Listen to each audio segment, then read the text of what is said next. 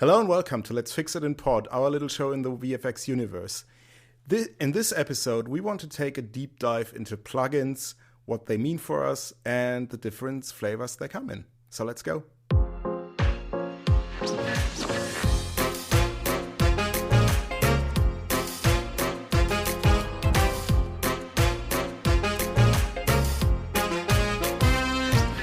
So, Christoph, for this podcast, you look a little bit stressed. Something not working.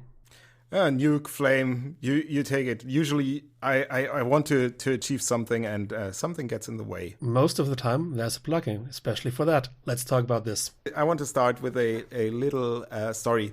As you know, recently I've been walking down memory lane quite a lot. If you've read my articles on digital production, I did a little rose-tinted glasses view of both the Henry and the Cyborg. And I had to think of one particular instance I didn't mention in the article, and that was on, I think, IBC 2001.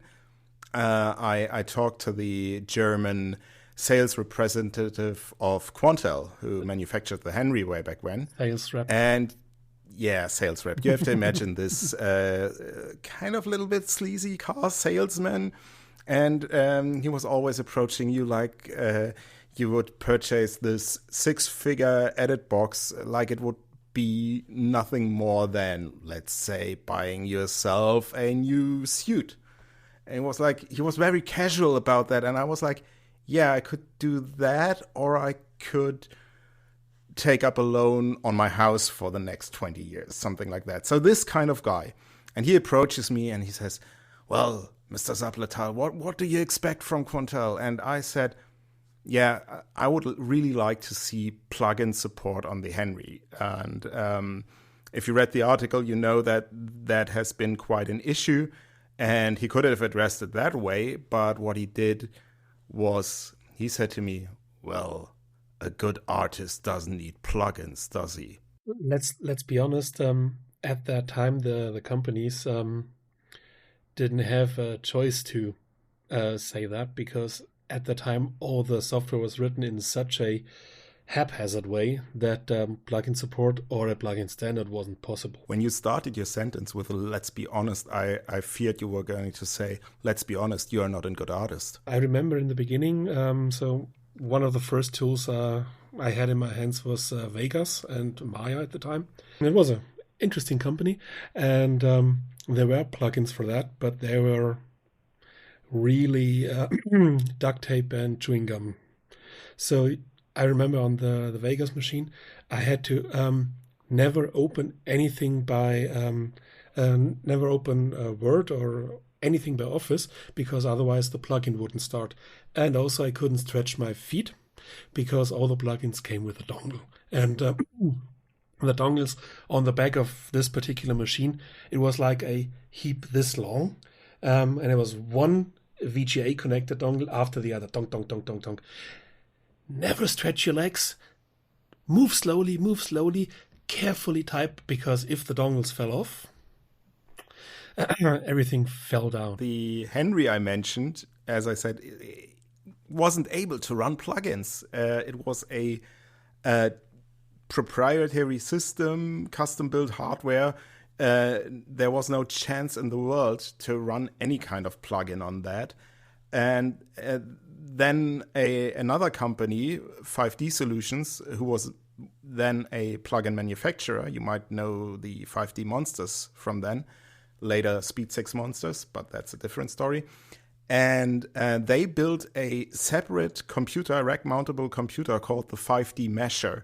So the way this would work, you would open JavaScript on your Quantel machine to load up a plugin, set up the values on the Quantel machine, then your image would be transferred via SDI cable to the Mesher, and all the values would be transmitted by the Java protocol. Then it would get processed on the Mesher in the background, and then the finished clip would be sent back to your Henry.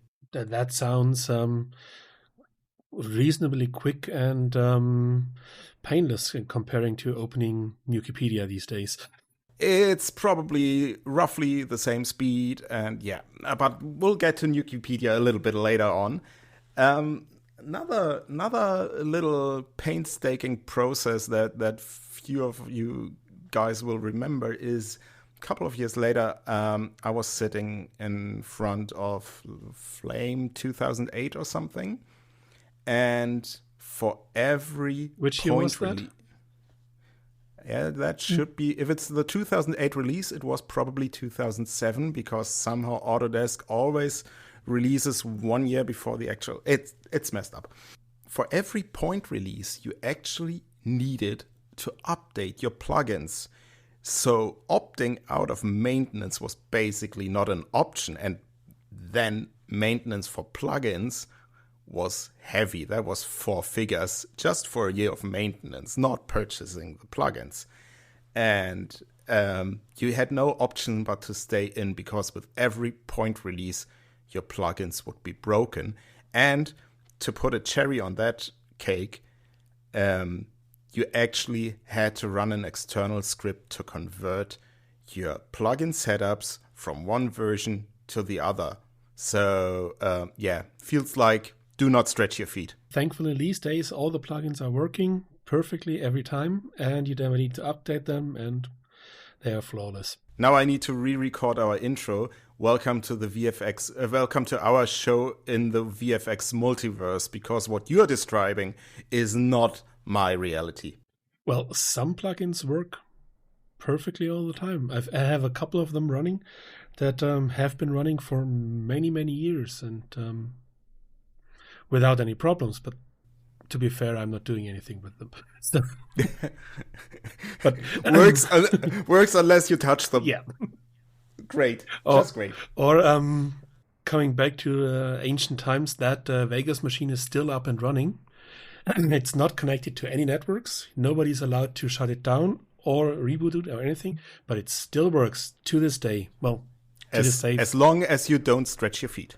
No, it doesn't get touched anymore. They got extra long cables for the keyboard and the jog shuttle and for the screen. So this is at that point with cardboard in front of it and big warning signs. So it still works.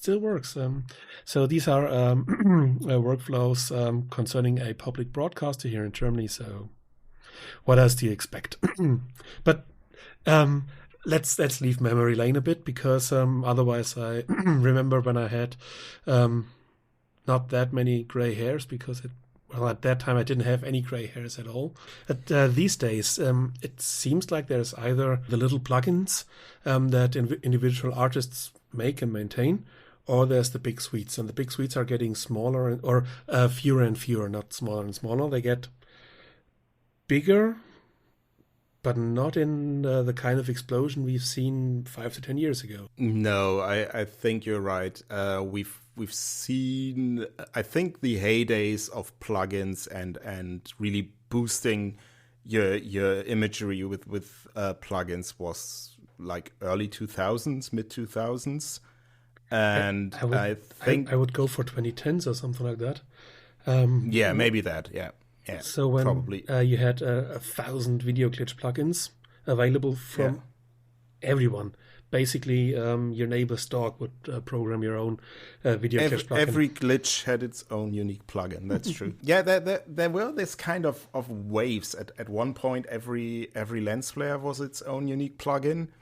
But we have to give a shout out here to the Null Lens Factory, which I think deserves a special place in history for being the first plugin to really deep dive with so many options, so much configurability. It put everybody else to shame with that. It's really one of the plugins where it was actually an asset as an artist, where you said, yeah, I'm proficient in the Light Factory. Those are slowing down, and these days, well, we have the Boris guys, we have Red Giant, and the interesting smaller plugins these days are focused, in my opinion, or in as far as I can see it, either on the real-time side of things, like stuff like Unreal and Fab, where there's this is one of the things I watch. I look at every day to see what's happening new, and there is a shit ton of stuff there for very, very little money. And the other side where stuff is happening is Blender and Houdini, and that's about it. The other 3D tools are in a state of limbo, let's call it that. Even though most of the users of 3ds Max, hi Mike, can't do the limbo anymore. So yeah, these days the development is more in the programming focused tools, let's call it that, because Blender is open. Houdini always has been very open, and with their HDA standards, I see things where I thought, why would a second person, even in the same pipeline, use that? Well, Cinema is doing something similar with their capsules, but all of the big ones are outsourcing it to their users. I mean, is that good? Shouldn't the companies do that stuff? Let's dissect that a little bit. So firstly, you mentioned that the big explosion of plugins somewhat subsided, and I think, well, honestly, if you are the manufacturer of a large suite, then naturally at one point, I wouldn't say you have them all, but like the major needs are met. There are only so many exponential glows you can supply. There are only so many lens flare presets you can supply, and you get the idea. So in the end, at one point, you reach a situation where you say, okay, all the major boxes are checked. Now we really focus in on when there's a need or a technological breakthrough that allows us to do something. So what we've seen with the big supplier of suites, for example, is after this big explosion of plugins, that they suddenly started to focus in on performance. So all the plugins got GPU accelerated, for example, which is a lot of effort on the programming side, but doesn't make for so many shiny new thumbnails on the website. So that's one thing. The other is, at the same time, the software manufacturers of our host applications opened up quite a lot. So let's, for example, take Discrete or Autodesk. At that time was a very, very closed system, and the plugin interface they had was called the Sparks interface, and I alluded to the troubles that brought. And suddenly you had, I think 10 years ago, you had the Matchbox interface opened up, which allowed for OpenGLSL shaders to be programmed by the community, which is a really open standard. Then you had, of course, the introduction to OpenFX. See your episode on industry standards for that, which was a huge improvement for everybody, because now plugin developers, big and small, could code to an open standard and be reasonably sure that it would work in a number of host applications. I think Matchbox and Sparks, is there really any development there anymore? I'm hearing basically nothing. First of all, the Sparks interface has been depreciated for a number of years now. It's been replaced by OpenVFX for a number of good reasons. Matchbox is a little bit of a different story. So Matchbox started out really strong around 2015, 2016. It was there before, but then it was also more tightly integrated into the 3D compositing environment of Flame. And there were two people in the Flame community who pushed that really strong. It was a lot of shaders written by Mark Doney and by Eva Baer. And, well, then sometimes really shitty things happen. And that was, in a short amount of time, both of these great people sadly passed away. And as these were single-person endeavors, I mean, Eva just did it for the love of it, and I think Mark charged something like $99 for a lifetime license. So it's really it was really a side business for him. He was a comp artist, and he just developed a few great shaders. And in a time span of 2 years, both of these people died and left a huge hole in the community. The Flame community in of itself is reasonably small. We guesstimated that all in all there are about 20,000 Flame users or something like that around the globe. So it's not like that we've got the numbers of the Nuke community where there are a lot more people contributing. But Matchbox has got one advantage, and that is by design, that it's really open, and they tried to avoid the mistakes they had with the Sparks interface by directly loading the entire Matchbox shader into your script. So the idea is that if you've got a shader in your script and that shader is installed on your machine, and you save away the script and you archive it off and you load it on a different machine that hasn't got the shaders installed, that probably runs on a later version of Flame or whatever, it will still correctly load up because all the source code is inside your Flame script. So this is really neat because it talks to everything, especially backwards, and it's compatible to all future versions. So yesterday I was working on a Flame job, and I used one shader that was designed in 2017, and it just works like a charm. I just took a look at the Matchbox website, and I think since 2020 there were 5 or 6 more shaders added to that. That's not the explosion we had in 2015, 2016, 2017, where there were 20 new shaders every month. So this thing lives and dies with the community participating in it. Yeah, and I think this is something we talked about earlier about next generation coming in, and the cool kids with the ideas these days aren't working on Flame anymore. They are either working in game engines, so mainly Unreal and Unity, or they're working Blender. So these are things where it's accessible to programmers to do something with that. And also there's a difference between 3D world and the 2D video world. There's only a limited amount of lens layers you can use, and that's probable. Whereas in 3D... But I would concur that in a world of Unreal, it's really hard to find young people who are willing to indulge themselves in the OpenGLSL scripting language. OpenGLSL, not but OSL, is rather strong. And I think you can match that straight into your engine. But still, you've got, like with every version, you've got your own unique tweaks, so all the shaders needed to be adapted a little bit to really work inside the Flame framework.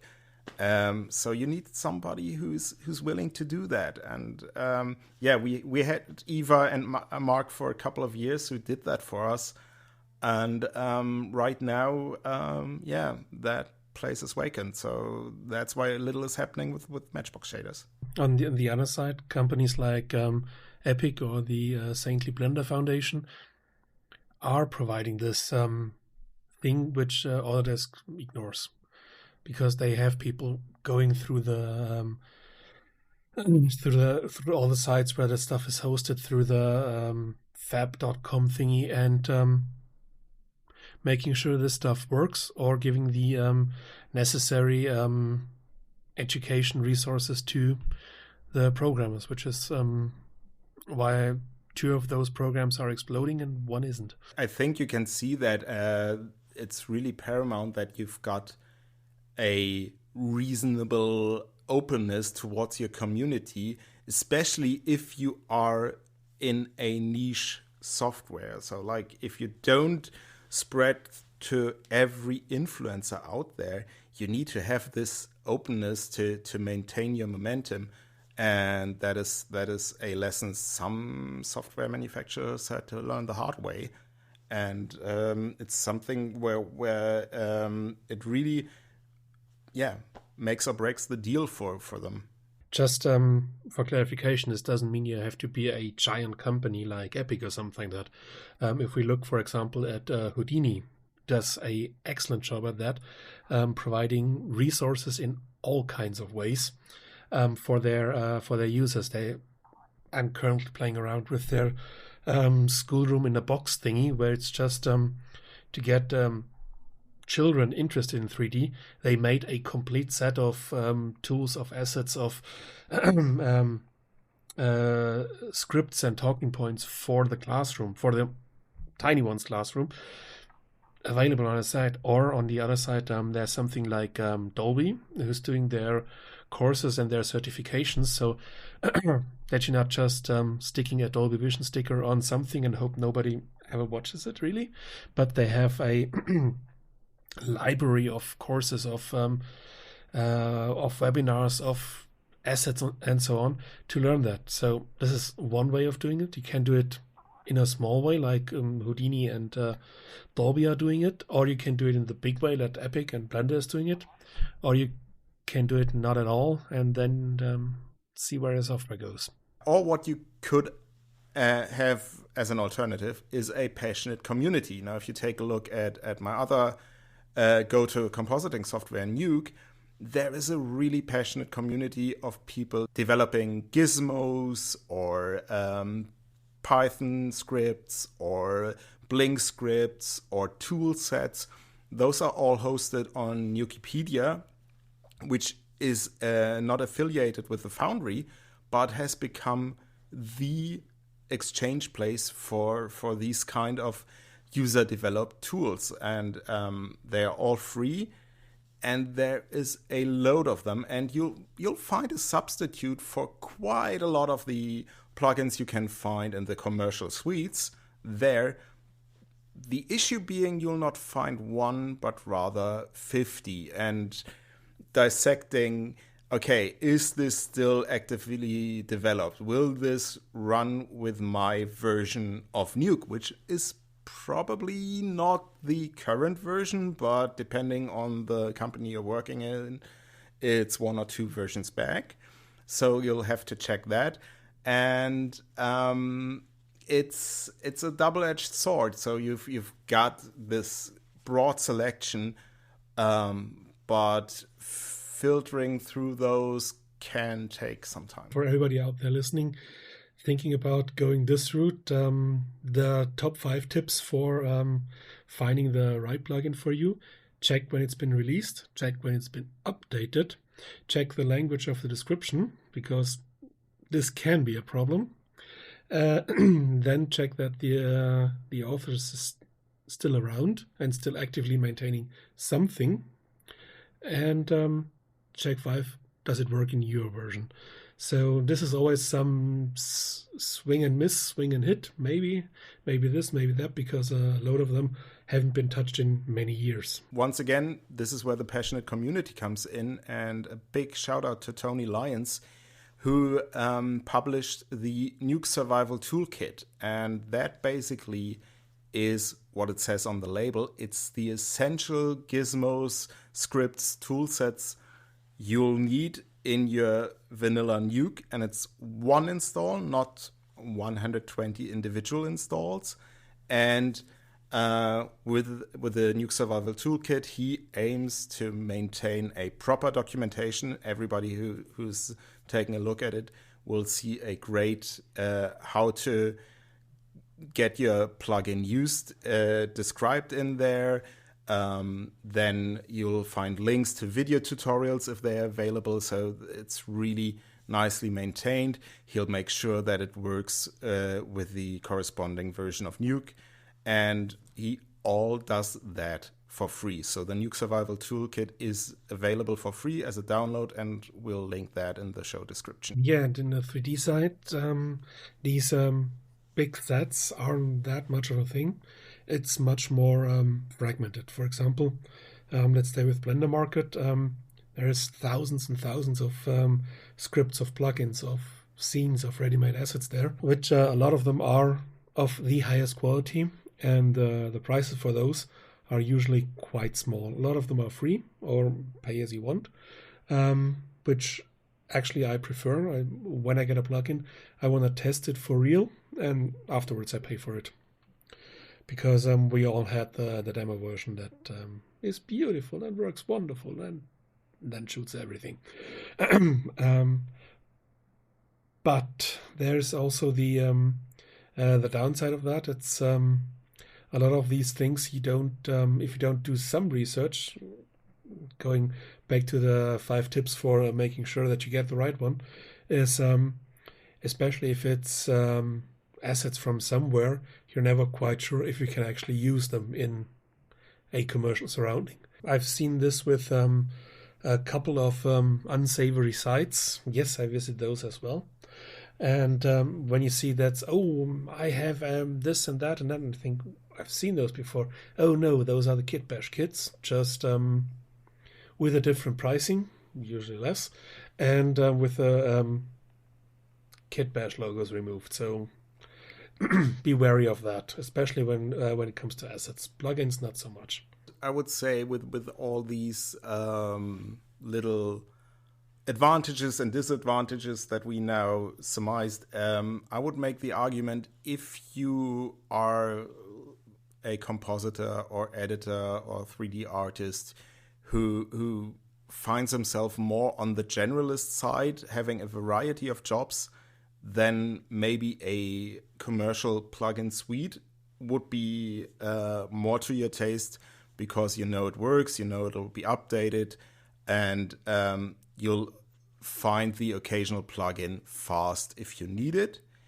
If you are more into a specialized workflow, or the further you get into a specialized workflow, I would say this research into individual and user generated plugins makes much more sense, especially because there's always somebody who had this kind of similar problem that you are facing before you, and probably he was the smarter person in the room and figured out a solution. And if that's available, that half hour or hour you spend researching, is this plugin available, pays off big time. The more specialized they get, or the more intricate, the less you have a chance of actually writing it yourself, because some of these things are wild.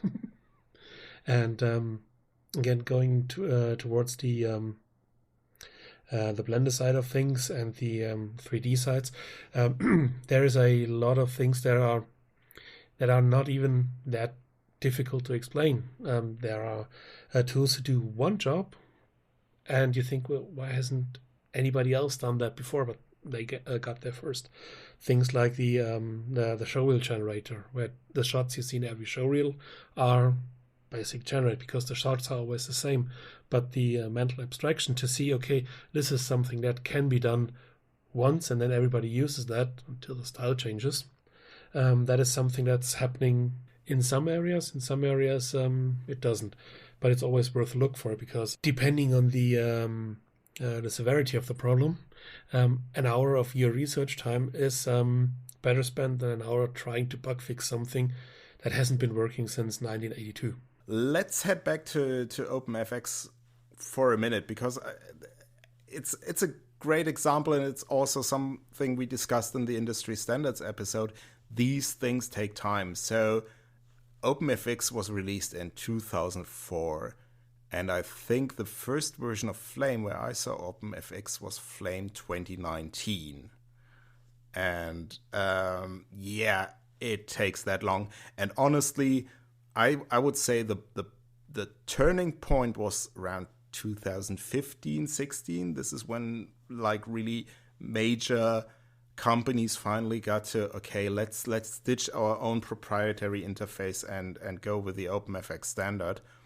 And this is really important by now, because we mentioned the big suites. We mentioned the small individual user-generated plugins, but there's also a third kind, I would say, and that is the industry standard that you just need. And the first one that comes to mind to every comper at least is Neat Video. You just need to have that. And yes, there is some stuff happening in the denoising or grain management section of our industry, especially with all the machine learning power tools. But honestly, Neat Video is still very high at the top and is just really essential to my workflow. It was basically the first plugin I bought when I turned freelance, and I have updated ever since because I just need that thing, and everybody needs that thing. And going back to OpenFX, this is something that really pays off for me as a freelancer with my own workstation, because I've got one license and I can use Neat Video in Nuke, I can use it in Flame, I can use it in Resolve, and have it there every time installed with just one license. So this is something I really appreciate, and compare that to the story I told about the Sparks interface, where you had to update your plugin with every point release. Yeah, these things, the general toolbox of stuff you need, being available through OFX is great. But I think that a lot more plugin developers need to jump on that wagon, and a lot more of the host application companies who are charging a horrendous subscription in many cases for their tools need to support it better and faster, and need to make it more available to all the other players in the area. Because what I've seen in the last couple of years, especially companies with A, is that they are closing this down a bit. They don't do it officially, but the support is not as strong. The resources aren't as well documented and easy to find, and the actual support for developers is going down a bit. In an ideal world, everybody would do OFX first. But these days, it seems like a bit of an afterthought. This kind of seems like a missed opportunity, because if you take a look at some of the plugins, and I'm using air quotes here, that have been released in the last couple of years, those are full-fledged programs or applications just sitting inside the OFX wrapper. So we've seen a version of Silhouette that is a full-fledged roto paint and compositing solution that you can load in as a plugin. And now we can discuss the merits and advantages and disadvantages of this to the nth degree. But the mere possibility to have that inside your Nuke or Flame or Resolve script and have that saved away with your session, always attached to your actual host setup, is a big advantage. And it just shows the potential that lives inside OFX, if that is possible. If they do it correctly. I call these like the Uber plugins, because they are somewhat more than a plugin, but I still treat them as a plugin. They are quite essential to my workflow, and they just save me the pain of exporting footage in a certain way or saving a script separately and all that. It just streamlines my workflow ever so slightly. So and once you get a real artist and don't need plugins anymore, you can still use them. That one had to come, didn't it? Yes, but it has to come later. Savor the moment, and release the pain at the right time. For those not being advised by a used car salesman who tells you that three wheels is plenty. So how do you go about doing a plugin? I think we should talk to somebody who has some actual day-to-day experience and not just clicking on stuff and yelling at the screen. So we're really happy to have Brian Fox from BorisFX here on our little show. And that's really good, because now we've got somebody who actually knows about plugins. So Brian, welcome to the show. Hello, Christoph. Hello, Bela. Nice to meet you. My name is Brian Fox. I run the marketing team for BorisFX, right? I'm also the product manager for Sapphire plugins. I've been with Boris for about 10 years. Before that, I worked for GenArts, which makes Sapphire plugins. We were acquired by Boris. Before that, I was a video editor, a compositor. I've done a bunch of different roles. I actually started off as a smoke artist, and then I moved on to Flame. And then I took a big step backwards and went to Final Cut 7, right? And then worked in After Effects, Premiere, Avid, primarily always in the broadcast world. I've done a lot of live sports, worked for the NFL, done a lot of kind of, broadcast sizzles. That used to be my world. But I always use plugins, right? So I've always kind of loved Sapphire plugins, because coming from a smoke flame world, this is like, that's the joke, right? What is a flame without a spark? Like not too much, right? So I still to this day think Discrete had the best product branding of all time with combustion, flint, flame, smoke, inferno. What were some of the other ones? Wasn't there toxic? Backdraft. Yeah. Wasn't there an ice version, or wasn't there? I think there was something cool. There was something ice. Yeah. And they really built it up. There was some outliers there, like Effect Option 3 or Edit, but usually they try to keep it in the arsenic range. Yeah, I loved it. I always knew you knew where you stood in the pecking order, based upon your exactly. app, right? But so anyway, I always loved the plugins, and I'm from Boston. I was working at a news station in Boston, and I met these guys down the street, Carl Sims and Gary Oberbrunner, who were the creators of Sapphire Sparks. They threw awesome summer parties in Cambridge, Massachusetts, right? So I started to go hang out with them, and then I started to kind of QA for them and bug test, and started to go to trade shows, and then a position for product management opened up, and they wanted a kind of non-traditional PM, and so I jumped at that and kind of pivoted industries, and kind of been off and running since then. Now, like I said, most of my life is spreadsheets and Salesforce and HubSpot and some of the automation tools we use, but I've always kind of never wanted to give up the PM side of Sapphire, only because I still use the plugins. I love the plugins. I love talking to customers, right? Because I still am a customer. I'm still using them, kind of for all our marketing tools and, side gigs and, the occasional 6th grade, graduation video that I'm forced to edit, right? But yeah, that kind of sounds familiar. Yes, absolutely. The most highly produced graduation video of all time, right? A lot of plugins, a lot of plugins, a lot of Topaz, a lot of Twixtor, a lot of fun stuff. I use them all. I will say, like, when it comes to my philosophy on plugins, I am agnostic. I think it's hard enough to get what's in my brain onto the screen without trying to only use certain tools. I want to use them all. I want to use everything and anything. I want you guys to make something up mid-project for me that makes it easier. So, anything that's out there, I'm into using. Yeah, that's the thing. If you're a freelancer, in one position, you've got them all at one client who's got the whole package, and then you open it up, and it's basically, okay, there's neat video, and that's it, and you're lucky to have that. So, yeah, sometimes you have to go around, but yeah.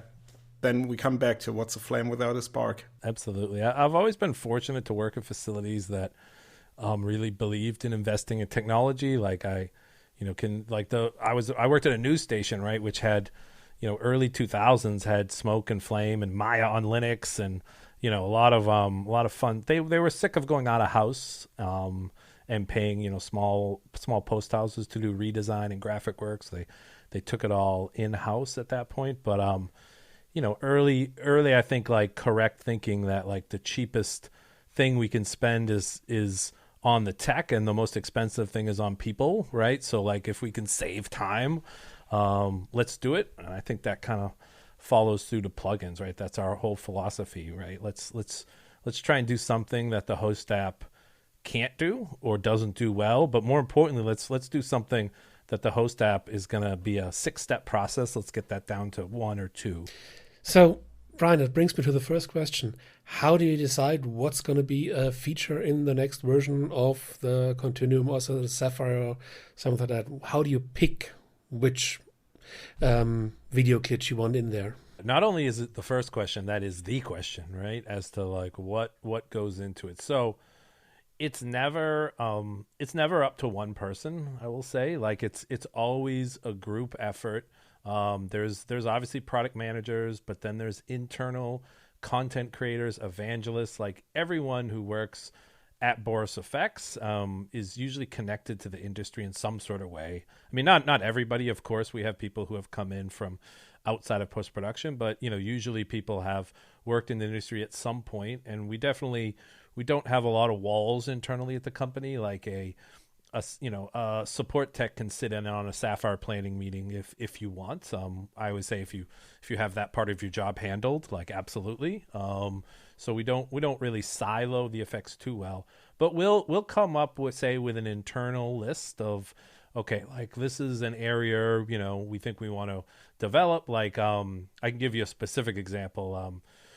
So there's a Sapphire effect called Free Lens, which we created, which is like a lens whacking plugin, which is the technique of shooting a DSLR, deconnecting the lens from the body, and trying to hold it together, and you get a really interesting combination of unexpected depth of field, light leaks. You can absolutely ruin your camera very quickly if you don't know what you're doing. But, internally we were fans of just looking around and seeing some of these techniques and following different photographers that were doing this type of stuff. So we were like, okay, this is something we want to focus on and we want to maybe go after.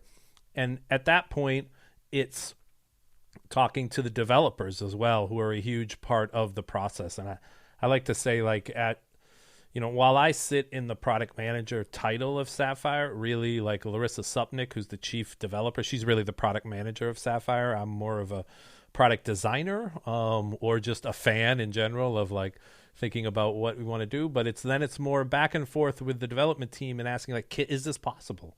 Like, can we do this? How would we do this?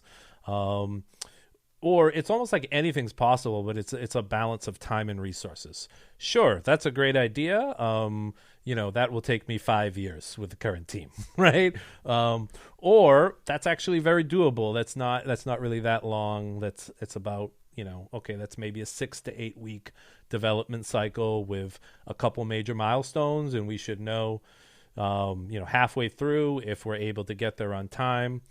We're always focused on release schedules. So it's like, where's it going to fit in the schedule? We like to have several projects that are long-term, several projects that are ending a long-term. So parallel paths, but different end dates. So it's like, do we have too many long-term projects going on right now? Is this, should we push this off? So once we kind of like get this idea that's possible, now we start to approach customers basically, because nothing's ever going to get developed without, or us just thinking internally, like, this is great. We want to put it in front of artists, and we want to bounce those ideas off people and say, like, well, what do you think about this? What do you think about, what do you think about a lens? What do you think about a free lens plugin? Is this something we could use? And we try and balance that kind of product research side. So, we want to talk to a VFX artist. We want to talk to a motion graphic artist. We want to talk to a colorist. I want to talk to an editor.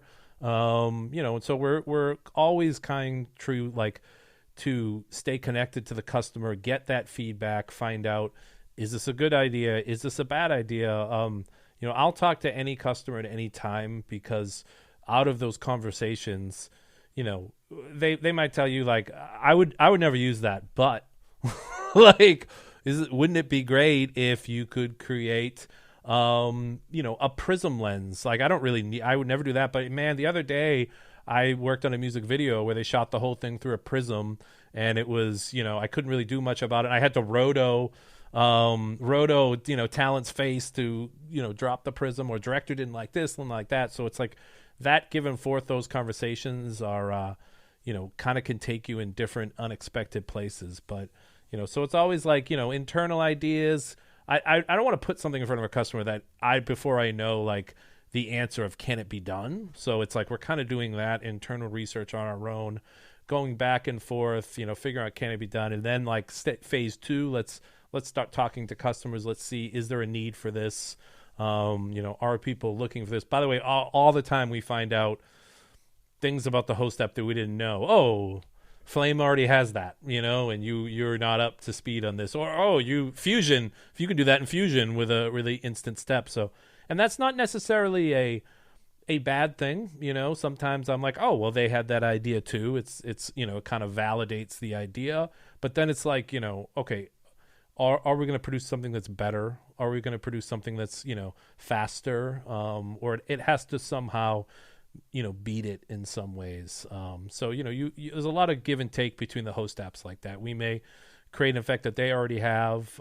They may create an effect that we've already done. It's just kind of like the symbiotic nature of plugin host. When we talk about these different hosts, which are usually different companies, and in a tight race to either world domination or finally having something perfectly usable, and that perfectly was sarcastic.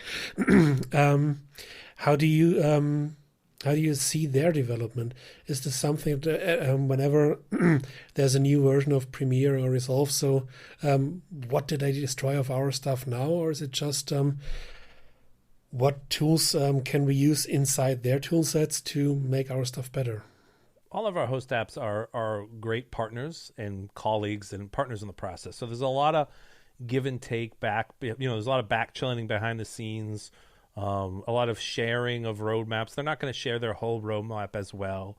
But, this is, I will say, what is so great about trade shows and different places where everyone can get together, which we really lost during COVID. Like, it's I don't think, say BorisFX is ever going to go back to a big 20 by 20 booth at NAB, because we don't really need that anymore. But we're always going to be at the trade shows, specifically because that's where all our partners are, right? The whole Adobe team is there, the Autodesk team is there, the Blackmagic team is there. And to be able to have meetings with those groups and have everything collected in a time span and exactly that, let them know what we're thinking. Hey, this is what we're thinking. And they'll tell you sometimes they'll say, oh, that's really interesting. We had a similar idea, right? Or oh, that seems really useful. That's great. Maybe they don't have to go down that road if they know a plugin's going to fill that need as well. And usually as a plugin company, we're usually a bit more nimbler and faster, and we could get to market quicker. And like I said, there's been plenty of times that, as a plugin developer, you've created something, the host app has seen people use it, great. Oh, look we see usage up, and we're going to add that now into the host app. And that's not a bad thing. That's almost like a validation at that point. And usually at this point, like those host apps, they have so much to do, sure, like has Blackmagic added in lens flares into Resolve? Yeah, absolutely. And they're great. But, they added on and they're moved on to the next thing now. We're focusing on lens flares, cycle after cycle. Like, how can we improve them? What are some new lenses out there? Let's test some new cameras. Let's try and add some new functionality. Let's talk to artists who are using lens flares. Let's find out what they love. I say it all the time. Like, I love it when people tell me, you love our products. My ego blooms out, right? And it feels great. But like, what I really love is when you tell me you hate them, because that's something I can do something with. There's an action item there, right? One thing that I would like to know is, so you've got this idea in your development team, and then you've got these two big plugin suites with Boris. There's Continuum and there is Sapphire. So how would you decide where it goes? And by that, could you also describe how they are each both targeted? BorisFX has 8 products. So I by the way, there's nothing I love better when someone tells me like, oh, I have a problem with my Boris plugin. I'm like, we got to get a little bit more specific, right? Like, let's chew it. Let's narrow it down. So exactly that. Talking about Sapphire and Continuum, like looking at the history, these were separate products. Like I worked for GenArts. We made Sapphire, Boris.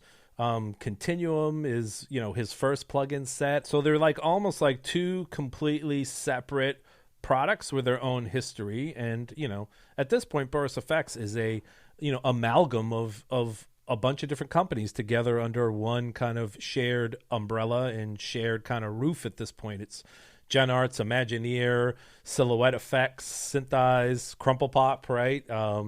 Even Particle Illusion came from Wonder Touch, which was acquired by GenArts, and then with Boris buys GenArts, and he gets Alan and Particle Illusion as well. So each one of those products is its own separate code base, right? With a million decisions that have gone into building that, and truly different philosophies on how to write software, right? So it's a very common question for people to say, like, okay, you have Sapphire, you have Continuum. They're both strong in motion graphics and editing and VFX plugins, and they both do kind of like almost like this. A same customer might be interested in both or be choosing between the two. So why don't you just combine them? And to that, I say I can create many, many analogies as to why that's a bad idea. But I think the best one is to think of it like it's an engine, or say like Sapphire is a Mercedes with whatever engine comes in a Mercedes. And, over next to it, you have Continuum is a Lexus with whatever engine is. And like how difficult would it be to take that engine out of that Lexus and plop it into the Mercedes? It's possible, right? It would require a lot of work. And at the end of the day, it would just be not something that anyone wants. So they're always going to be separate products just because of where they're at in their histories. Now, where we try and combine them or kind of, merge them two together is with shared technology. So like we may have, like we've integrated Mocha tracking and masking into both. And that makes sense, right? We're about to enter into some interesting tools again in both in the ML world as well, right? So there are certain things you start to see them become similar, like, a similar approach to presets, a similar approach to like philosophies on how to create effects in terms of, say, like, we've always thought very much like, every parameter should mean something. Like the last thing, you want to see is a whole list of controls and infinite options and become wildly confused. So let's really think like long and hard about each parameter. Does it have to be there? What does it do? Like, let's fight for it. So like kind of like shared philosophies like that in the plugins as well. But also we're trying to diverge those products and make them kind of each do their own thing. Like right now, Sapphire is really strong in, like I think of high-end glitzy effects, like things that work well in music videos. Like if you're on a reality show and you're cutting the open sizzle that like first 30 seconds and a producer says to you, like, it has to look different from the rest of the show, this is where you're going to want to come to Sapphire, right? There's a whole bunch of different full screen treatments, stylization effects, glows, glints, glares, all that kind of fun stuff as well. So there's that. And then Continuum is really like almost like a core set of tools that should be in your host app but aren't, So there's lots of things like 3D titling, there's particles, there's advanced image restoration, denoising, keying, like a lot of the ML tools and that are going into Continuum right now with there's a ML motion blur, like these kind of things as well. So it's impossible to ever completely diverge them, but with all of our tools falling under the BorisFX suite at this point, we're trying to eliminate what we eternally call like overlap.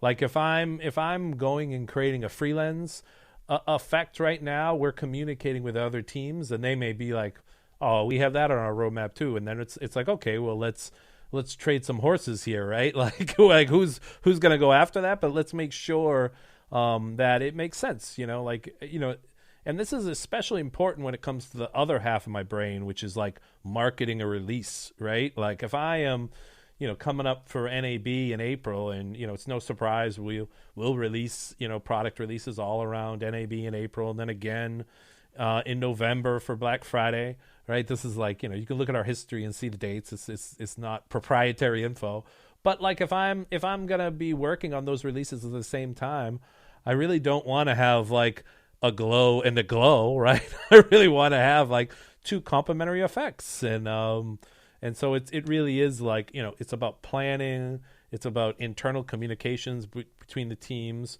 It's also too like certain things that could be done, you know, in say the Sapphire code base, you know, that might be really hard to do or a lot more difficult and would take a lot more time, but Continuum already has something written, or they have an answer for, like we just ran into this with like Mocha, and you know, Mocha you can track an effect, right? And you can either, you know, in Continuum, you can apply that mask pre-effect or post-effect, which is like a big difference, right? It's like, okay, do we want to window the effect, or do we want to use those pixels to create the effect as well?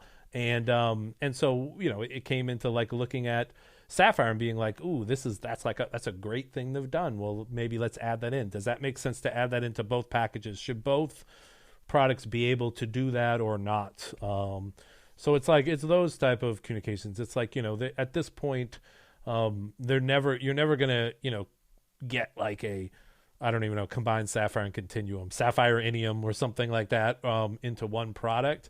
But what you're going to see is them merge into more like distinct packages and less overlap between the two.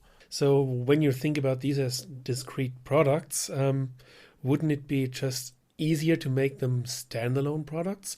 Because some of them are, so Syntheyes and Mocha and so can have a standalone thing. Wouldn't it be interesting to have all of them as standalone? And from your perspective as a product guy, do you think it would be useful for people who have single effects as a standalone version? So you basically make your tech stack with standalones. It's such a great question, and there's so many layers to it. So first off, I will say, like I said, we make at this point 8 products. And I think every single one is a standalone application, but you don't know that, right?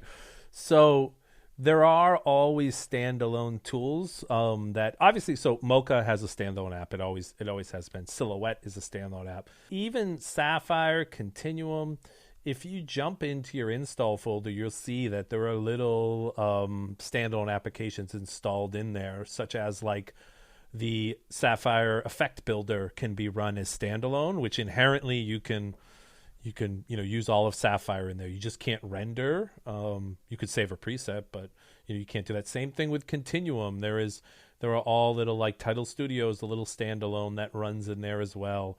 So there's like, and those are used a lot for internal testing. I can tell you right now, especially when I'm chasing a bug right now, or I'm like just trying to figure out something as well. Like I'm most of the time in the standalone apps. I'm avoiding the host app. But being a plugin has some major advantages. Like for instance, like we get a lot of things for free, right? We don't have to worry about rendering. Right? I don't have to worry about media formats. It's like I say it all the time. It's like, I look at it like this. As a plugin, you can cheat. You can cheat on so many corners that you can't as a standalone. How many times do I have people say like, oh, well, we think there's a problem with rendering ProRes, on Continuum in After Effects, and I say, it's not my problem. It's like that's if you could. I always say to people like, oh, try it without the plugin and then see if you still have the problem, or it really isn't. And not so with a standalone, right? Standalone, now you own all that, right? Good and bad. So now you're talking about supporting all the different formats. You're talking about owning the whole pipeline. So that's why I don't know if you'll ever probably see, or I'll never say never, but like a fully standalone version of Continuum or Sapphire or all that. That's always plugins as well, but there are our own little internal versions that we use a lot, but they're just not doing the hard stuff. And then there's of course our full applications: Mocha, Silhouette, Syntheyes. Particle Illusion has a standalone at this point as well. So, and those are important, because, a lot of the times those tools or companies or individuals, like you don't want to have to use a host app. You may be buying the plugin because exactly that, you want to eliminate the need for a host app. You want to rotoscope a shot and you do not want to have, or you're going to pay someone to do that and you don't want to pay for a seat of Nuke when all they're going to do is rotoscope. So you can get Silhouette for a lot cheaper and it's more specialized and it does more tools as well. Or same thing with Mocha, right? You want to have somebody do some tracking and you want to pass that standalone around, maybe with a floating license or something like that. And you don't want to have 100 seats of Nuke, as well. So there is advantages to those standalones as well. A couple of comments from my artist's point of view. So firstly, no, I probably don't want to build my glint and glow in separate apps. That would be like setup nightmare on my file structure. I think for something like we've seen with the release of Twixtor as a standalone, that makes sense because it's render heavy. And of course, with, as you illustrated, something like Silhouette, it also makes sense to have that as a standalone app. That being said, what I really do love about these kind of Uber plugins, as I like to call them, is to have my, for example, my Silhouette or my Mocha script directly attached to my Flame script, my Nuke script or whatever, having saved that away, not having to worry about different iterations and all that. So yeah, there are benefits. I always feel like the standalone apps are a little bit more responsive, little snappier. But the plugin versions usually help me in regards to workflow. It's funny that as a plugin, you get to cheat a lot at, being inside of a host app. You get a lot for free, but you're in another sandbox, right? You're in somebody else's backyard, and there are many limitations with that as well. That you're correct when you say that, like, the standalone apps feel snappier. That's because we own the whole code base, right? We own everything from start to finish. Internally, we can run Sapphire like without a host app, which we do. And, it's a faster than real-time effect. What's the biggest knock against, Sapphire plugins? It's like, oh, you're not fast enough. You'll talk to a colorist and they'll be like, oh, your lens flares is only 20 frames per second. And I'm like, amazing. And they're like, no, not amazing at all. But internally, it's a blazing fast code base, so maybe there is an argument to be made at some point for like freeing yourself of kind of like the good and the bad that comes with a host app. And we have had, some of our ML tools right now, I think could make a lot of sense for having a standalone version because, they can be very slow to render or very time consuming to render, worth it, but and maybe you don't want to tie up your host app. You want to work in your host app and you want to save that setup, bounce out, and round trip. Like, yeah, I could absolutely see that. And we've had that conversations internally. It's just nothing concrete on the horizon as of yet. But if it makes sense, we're going to do it. As an artist, you've got this idea, okay, now there's OFX, so basically it's one wrapper to put your plugin in, and that's it. The way you talk about how I'm getting to the air quotes. The way you told this, it gives you the suspicion that this is not as an easy process. Yes. True. I mean, if it was easy, everyone would do it, right? No, sure. It's so with OFX in particular, and I will say I'm a huge believer. I should have an OFX tattoo on my back or something, right? Like GenArts was, I'm a huge open source guy as well. I think it just makes sense, right? In overall, and especially like in the OFX world where it's like, so what we're talking about is not writing to a specific host application's API, writing to a shared open format standard. And now we say only have to write Sapphire once for Flame, for Resolve, for Vegas. Mystica, for Rio. We go for all the different ones, but there is always. I mean, so there's something. This makes complete sense to me. Versus writing specifically for Avid, for AVX, right? Specific for writing for Adobe, specific API as well. From a plugin developer, this is the dream, right? Because you can imagine we support 3 different OSs. We support 3 different APIs. We have standalones as well versus plugins. Versions of different OSs. I mean, during this podcast, Mac has probably released a new version, right? So like trying to keep up with that, Silicon native processing, ARM, like there's so much to do. I like to say that. And then somebody says, shouldn't we do a mobile version of that? Do a mobile version? Oh, somebody do a real-time version? Actually, what about Unreal? Do you support Unreal? I will say, like,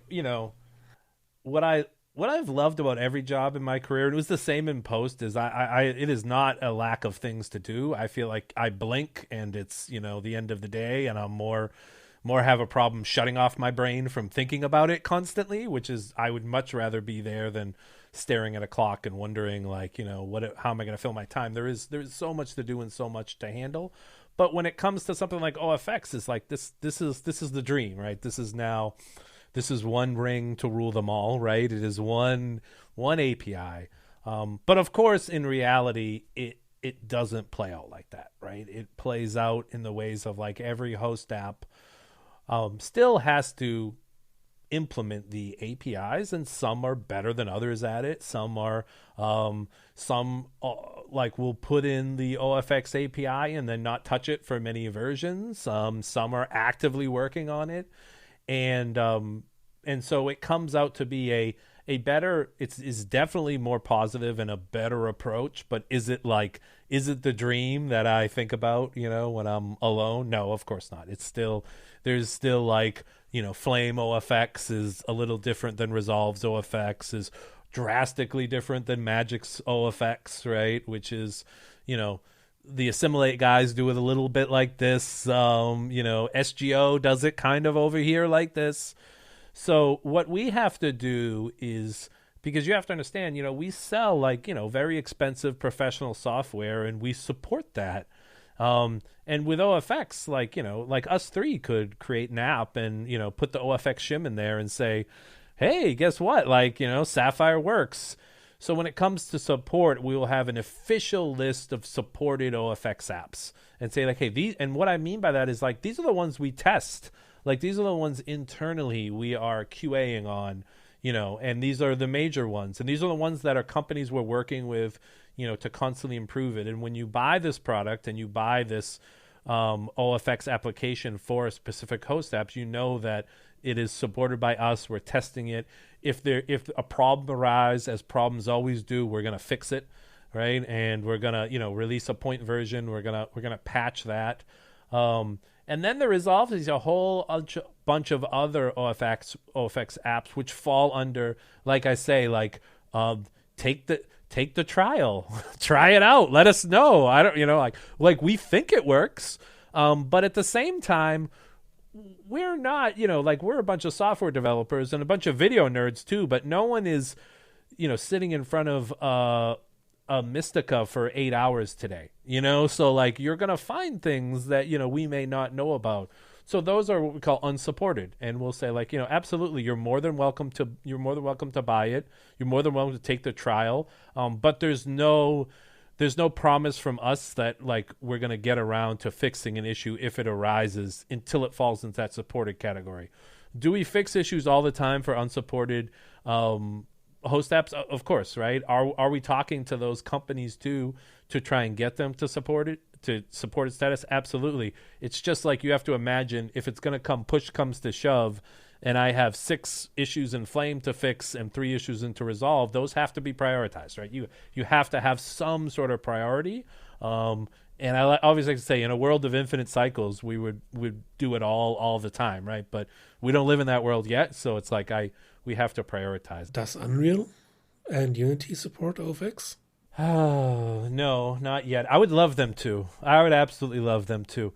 We run into, there's some big time issues with their licensing.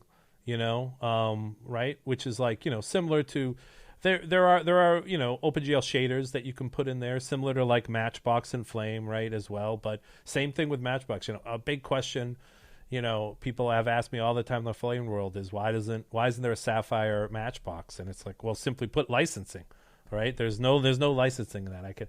The great Ivar Beer, right? Many conversations, many late night. Rest in peace, Ivar. But I miss our conversations. He had no problems Facebook messaging me at 3:00 in the morning. And always so complimentary. Always like, I love Sapphire Distort. I can't figure out how you get the filtering. Please explain it to me. And I'll be like, no. He'll be like, your glow, I figured out. I can't figure out Distort as well. So, but this is where it comes down to, right now that doesn't really fit into the Unreal model. You want to be in the marketplace, right? You want to sell in the marketplace as well, but there's nothing to stop someone from buying X shader and, copying and pasting and handing it into different installs. If they were to add it in, I'd be all over that very quickly. They would be a supported host very, very fast, I would say. But they also want aggressive performance in there as well. So it's real-time stuff.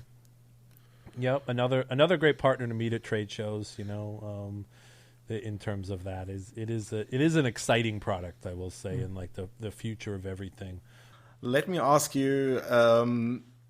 At some point, I mean, every suite gets more and more plugins added over time, but at some point you might get to the decision to depreciate one or two plugins. How do you decide, or are you even aware which ones have done that? These are hard ones, and these are, you can imagine, internal debates. I will say lively discourse happens behind the scenes. Yes, I mean, Sapphire has, I don't even know at this point, there's more than 280 plugins, 3,000 presets. Continuum was up to like 325. Continuum has a long history of aggressively deprecating, and so because it's just a different philosophy. We've yet to deprecate any Sapphire plugin ever. It is something we think a lot about right now, to kind of why you're thinking, Christoph. It becomes almost paralysis by analysis at some point. Like what am I looking at? I don't know where to go. There's much too many. With Continuum and Sapphire both, when we deprecate a plugin, we're really never deleting anything. We're just hiding it from the view, because we live in a world where there's an After Effects artist at Entertainment Tonight that created a setup 7 years ago, and they're gonna open it up and put it in tomorrow. And if preset glint rainbow number 3 is not working, like, we're gonna get a support call, which I agree with. That they should reach out to us. It's like backwards compatibility is paramount to almost everything we do. Like, do we get it right all the time? No, right? But of course, like, we try. That's part of the goal. So yeah, if ever there is something deprecated, it's just hidden. We have deprecated a ton of presets. Like, there is, at one point in GenArt's history, there was an individual who was tasked with just create presets like as fast as you can, right? And like, as we know, that looks good on marketing documents and websites and all that, but that's, we spent about 2 years ago internally, Ben Brownlee, John Dickinson, and myself, right, who are all big users, sat down with a spreadsheet, and we're like, we're gonna all on our own look at every single preset. And like, it was like the Coliseum. It was like thumbs up or thumbs down. Like, if you get, it was great because there were just 3 of us. So it was never an argument. It was either all in agreement, all in disagreement, or, this and that. And then if it was, there were cases to be made, but we did that kind of, we called it the culling, when we went through and really took took a broad, stroke at everything. And then at the same time, that was actually an amazing process because we started to look at areas and realize like, oh wow, gradients presets are awful. Like no one's ever looked at this. Like why aren't there basic color combinations in here? Like why aren't we have complementary colors? And John's like, I'm gonna do this tonight. So that was a good process. But again, same thing. All those presets, they're still there. They're just hidden, and you actually can show the deprecated presets if you want to like ignore our work. I don't know if anyone's ever done that, but it is, we put that there specifically for if there was a preset that someone liked out there, loved it, and they came in and looked and said, my favorite preset is missing now. We can always say, open up the preset browser, click info settings, and there's a little show deprecated presets box as well there, and you're good to go. And that's kind of an ongoing process too. We're always... we're looking at those presets now. We have Sapphire pretty much under control. We're doing the similar thing with Continuum as well. We're always looking at them and kind of making sure. Like, I mean, I'll tell you right now, it's like, not to get in too much of the sales side, but you can imagine when it comes to a plugin, like we work so hard to get you to take that trial. Like that's the goal, right? Is to convince you to show off the product, show what it can do. And bring, it's almost like the marketing and sales' whole job is to bring you the trial and then hand you the trial. And if we're lucky enough for that all the work, and then you throw that plugin on and then you hit load preset, and it's like, it's a ton of presets that don't seem useful to you. Like it's like all that work is gone, right? Because now you've moved on. You've said, oh, this isn't for me, right? Like, or this effect, I don't really like this as well. So that's kind of why we spend time looking at those, and the new ones we're creating. There's an internal debate that goes on as well. Like, this is the fun stuff about when we get to this part of the release. Like, it's almost like the meal is cooked, right? It's on the table, right? And now we can all start to, enjoy it and, start to make those and debate. That always happens in the last kind of, month right before release, creating those new presets. And then as we even use them internally in the months post-release, we're creating new presets. Once we get it out into the public, we have relationships with different content creators who create presets for us or create presets for themselves and, swap them over for us, and we'll add them in the new release as well. You guys are doing or starting with the machine learning tools within the suite with the trackers and the mask and so on. What I always thought, where do you get the training data and how do you decide which parts are worth training on? I feel like I should just hit end podcast right now. Everything we do at BorisFX is we call it's like artist assisted tools, right? So it's ways for us to accomplish a task that we could never do before, but there's nothing we ever create or envision like a human not using.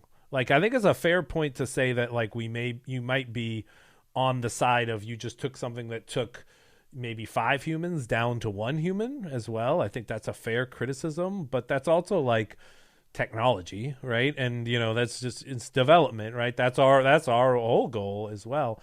But like I said, everything we do is falls under that assist tool. You can imagine, Boris, Yamanitsky, who's CEO of Boris, is a man. He's a developer. He still writes code, right? He's, he looks at you with a glint in his eye, right? And when he says that, like, I've been involved in these type of, like periods of rapid growth before, and this is another one. This is fun times to be writing code during this, where everything's changing in terms of how we do develop internally. It's been a pretty big investment. That's the thing I will say that I don't think a lot of people understand is like, while, there is probably no hotter job right now than an ML engineer and an ML developer. So securing talent is a big investment.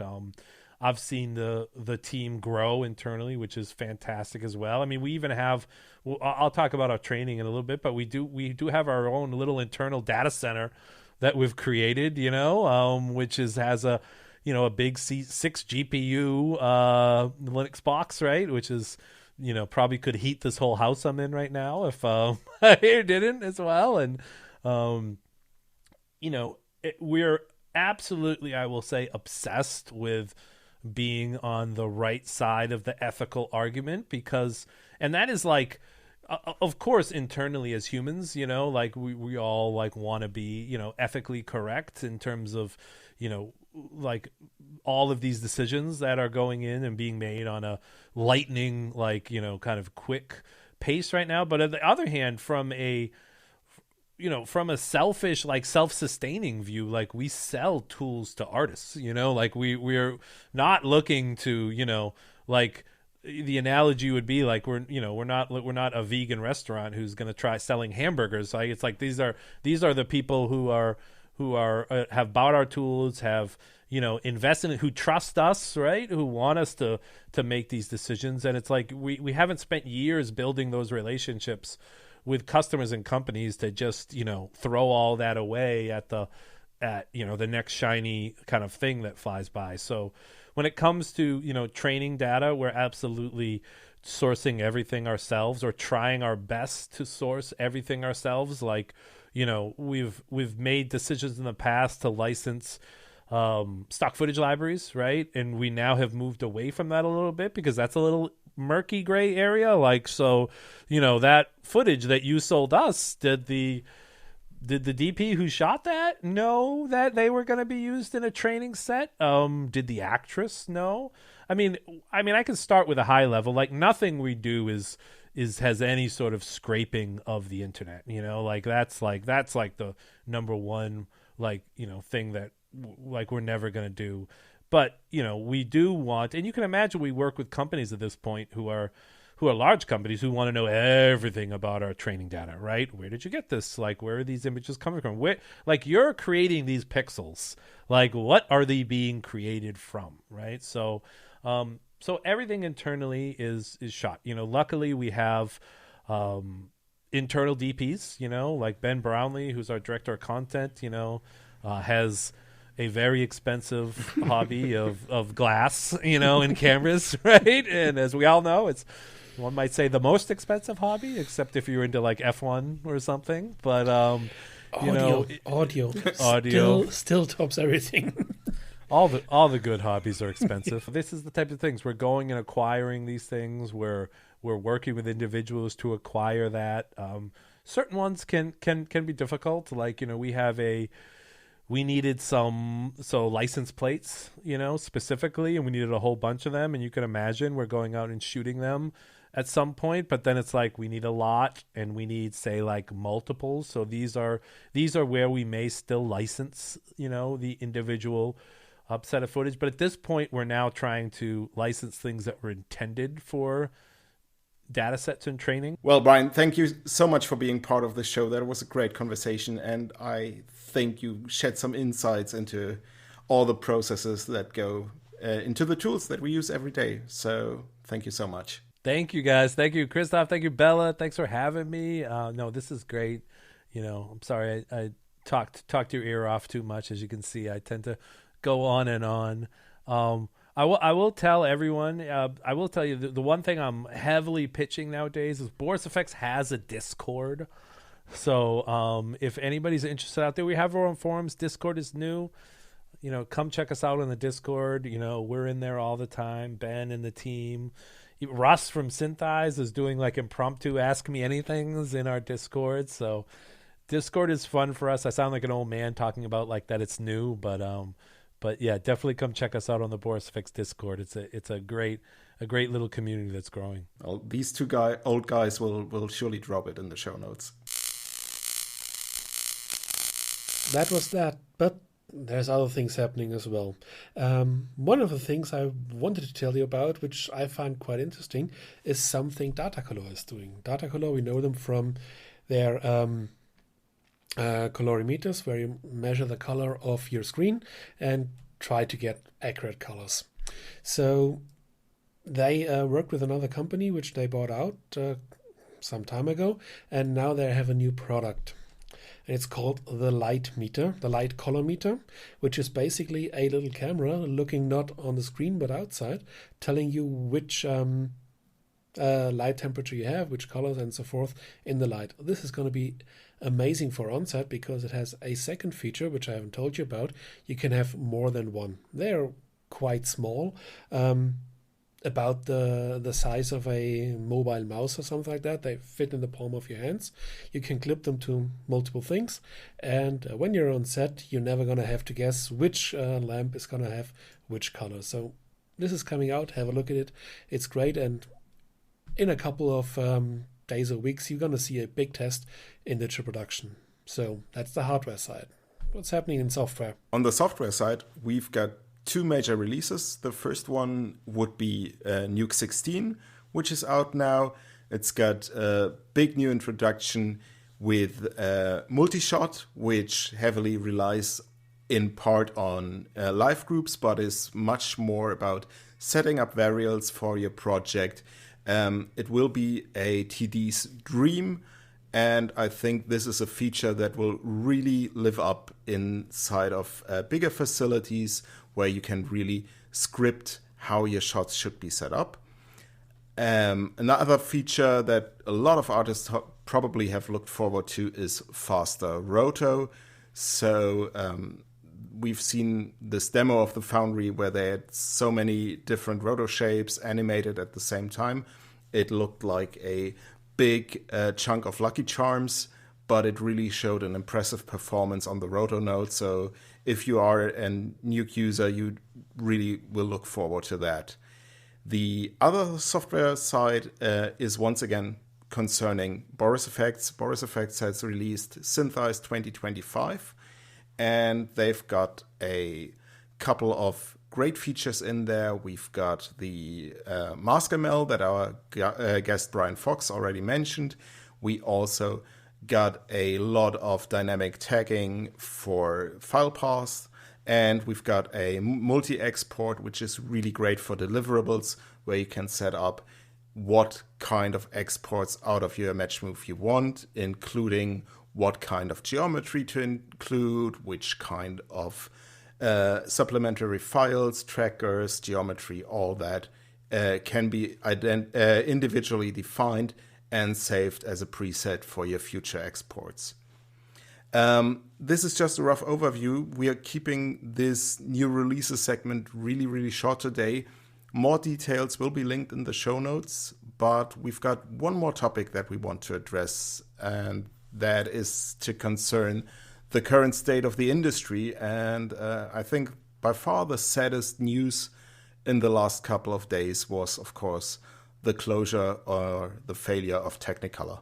We wouldn't be concerned with Technicolor, but as you know, inside Technicolor there was the mill and there was MPC and some other companies who were doing great work, where friends of ours worked. So far that's quite sad, because now these people are out of a job, and because it's one of the old houses closing down. MPC was getting the first Oscar for VFX for Gladiator many moons ago. And yeah, they've been doing great work, but well, this sucks. But this brought us to another point. How do you prepare for that? If you are an artist and are in fear that this might happen to you at some point in the future, we collected a little bag of advice and how-tos for you to prepare. Basically, it's going to be 3 things. One is to be reachable. One is to be to know when people are talking about you or your company. And the third is to stay informed of all things happening in the industry without spending as much time as we do with that. In the TLDR version, get a website, get an RSS reader, and learn about Google Alerts. The first thing that you should have in some way is a website. You might think that, oh, I'm active on social media and so forth. Social media waves and wanes like anything else. So you want something that you yourself control, where you don't have to do a portal for that. You don't have to do news or something like that. But what you have to have is some kind of showreel and some way of for people to contact you. This is not to be some web designer thingy or something. This is just a contact card on the web. This was the presenting outside. Let's go to the part where you're looking what people are saying about you.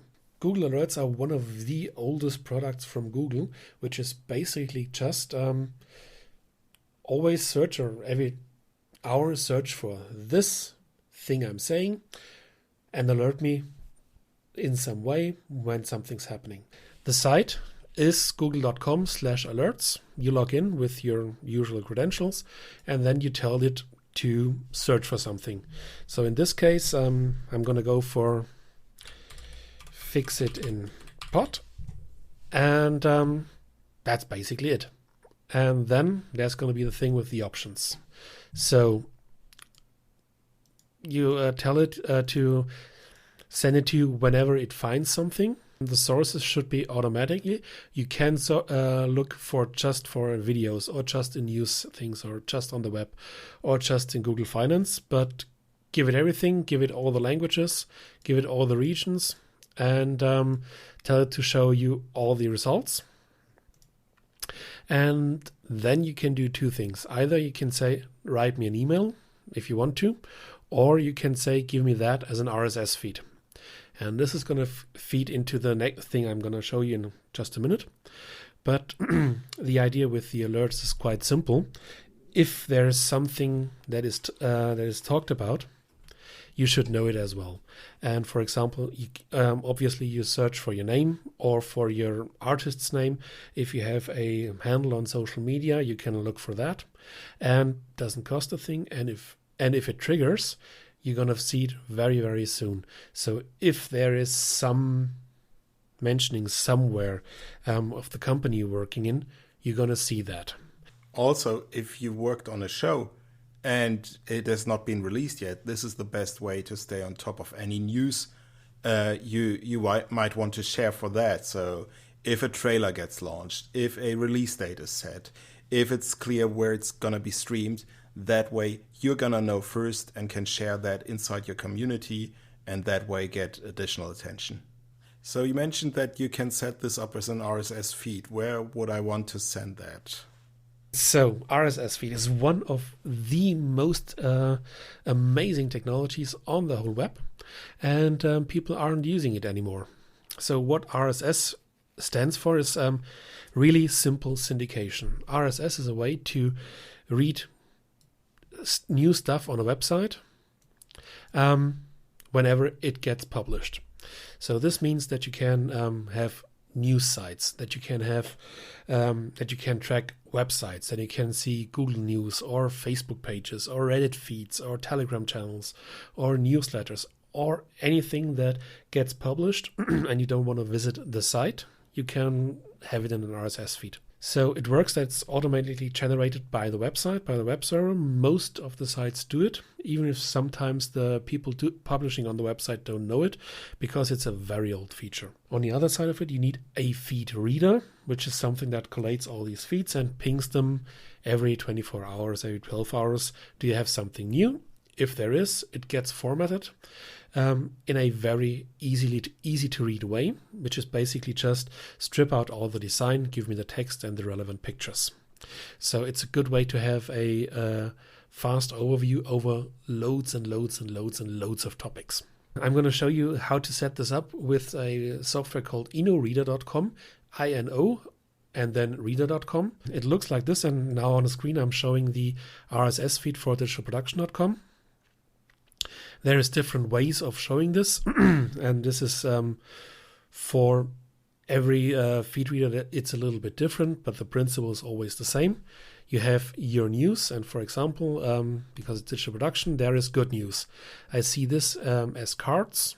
For an overview, I can also do a list. Let's go for the list view.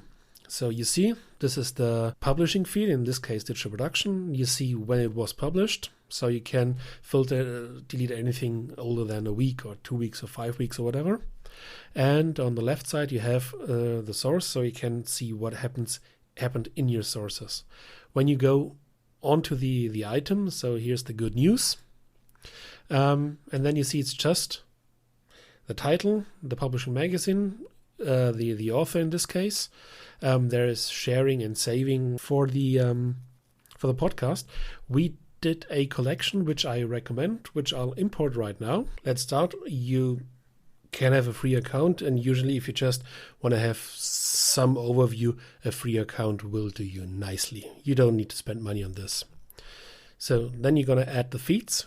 Again, it's going to be named something differently, import or something like that.